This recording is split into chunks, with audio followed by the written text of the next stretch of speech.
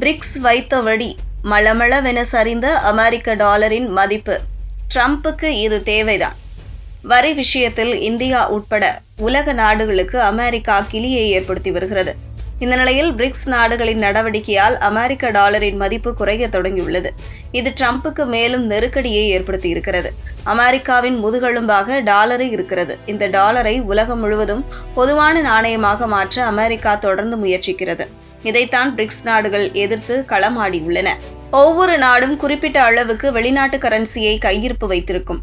உதாரணமாக இந்தியா அதிக அளவில் அமெரிக்காவின் கரன்சியான டாலரை கையிருப்பு வைத்திருக்கிறது.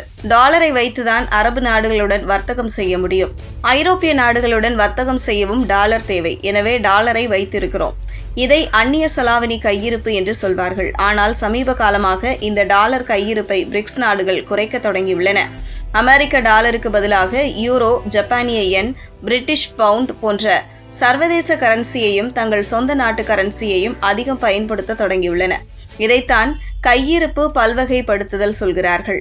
பிரேசில், ரஷ்யா, சீனா, தென்னாப்பிரிக்கா ஆகிய நாடுகள் இந்த வேலையை செய்ய தொடங்கி இருக்கின்றன. எனவே அமெரிக்கா கலக்கமடைந்திருக்கிறது. ஏனெனில் பதுக்கும் பொருளுக்குத்தான் டிமாண்ட் இருக்கும். பிரிக்ஸ் நாடுகள் தங்கள் வசம் உள்ள டாலர்களை தாராளமாக வெளியில் எடுத்து செலவு செய்ய தொடங்கியதால் டாலர் எளிதாக கிடைக்கும் ஒரு கரன்சியாக மாறியிருக்கிறது. எளிதில் கிடைக்கிறது எனில் அதன் மதிப்பு இயல்பாகவே சரியும். அப்படித்தான் டாலரின் மதிப்பு சர்வதேச அளவில் குறைய தொடங்கியிருக்கிறது. DXY குறியீட்டில் டாலர் 98வது இடத்திற்கு சரிந்திருக்கிறது. உலகளாவிய வர்த்தகத்தில் அமெரிக்காவின் முக்கிய பங்குதாரர்களாக உள்ள 6 நாணயங்களை கொண்டிருக்கிறது. யூரோ, ஜப்பானிய யென், பிரிட்டிஷ் பவுண்ட், கனடிய dollar, Swedish krona, Swiss franc. இந்த நாணயங்களின் மதிப்பு மொத்தம் 100. இதைவிட டாலரின் மதிப்பு அதிகமாக இருக்கிறது எனில் டாலர் வலுவாக இருக்கிறது என்று அர்த்தம். ஆனால் இப்போது டாலரின் மதிப்பு 98ஆக சரிந்திருக்கிறது. எனவேதான் டாலர் பலவீனமடைந்திருக்கிறது. இதற்கு முதன்மை காரணம் பிரிக்ஸ் நாடுகள்தான். இரண்டாவது காரணம் அமெரிக்க மத்திய வங்கியின் வட்டி குறைப்புதான். எந்த ஒரு நாட்டிலும் மத்திய வங்கி வட்டி விகிதங்கள் அதிகரிக்கும் போது முதலீடுகளும் அதிகரிக்கும். ஏனெனில் இதன் மூலம் முதலீட்டாளர்களுக்கு லாபம் கிடைக்கும்.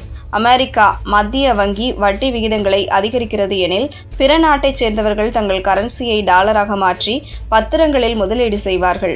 ஆனால் வட்டி குறைக்கப்படும் பொழுது இந்த முதலீடும் குறையும். எனவே இயல்பாக டாலரின் மதிப்பும் சரியும்.